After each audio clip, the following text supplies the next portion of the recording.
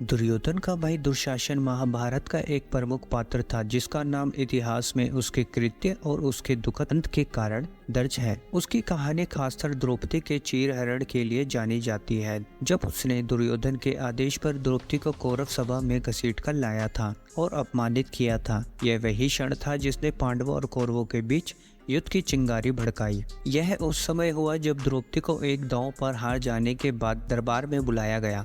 यहाँ दुशासन ने उसकी बेइज्जती करते हुए उसके बालों से खींचकर दरबार में लाया और उसे अपमानित किया। उस समय क्रोध में जलते हुए भीम ने प्रतिज्ञा की कि वह दुशासन के सीने का खून पीकर दुर्योधन का बदला लेगा। यह प्रतिज्ञा केवल दुशासन को सबक सिखाने के लिए नहीं थी, बल्कि भीम के भीतर भरे आक्रोश और द्रौपदी की बेइज्जती की परछाई का प्रतीक मानी जाती है। कुछ ग्रंथ जैसे कि सरला महाभारत, इस घटना के पीछे एक प्राचीन श्राप की कहानी है। माना जाता है कि सृष्टि के प्रारंभ में भगवान विष्णु के आंसुओं से कई ब्रह्मांड उत्पन्न हुए थे।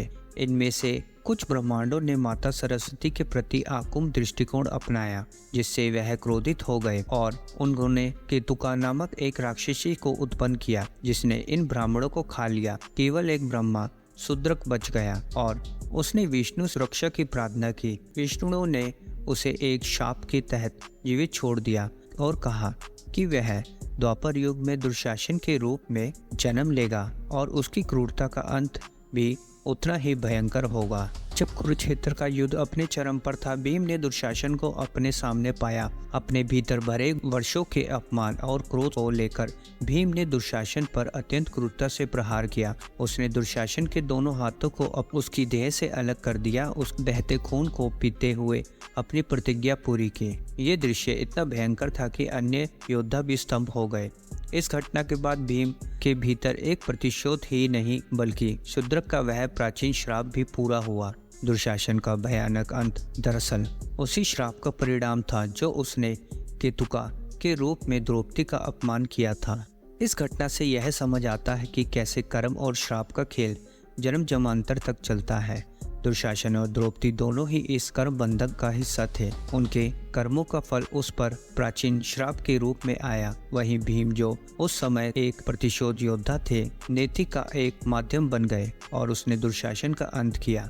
कहा जाता है कि कुरुक्षेत्र में सिर्फ पांडव और कौरव ही नहीं, बल्कि अन्य योद्धा जैसे साधारण सैनिक, यहाँ तक कि देवता भी इस भयानक घटना के गवाह बने। इस दृश्य को देखकर केवल प्रतिशोध का भयावह रूप नहीं, बल्कि एक संकेत भी था कि मानवता, भले ही वह अन्याय या प्रतिशोध के किसी भी रूप में हो, उस समय गिर सकती है।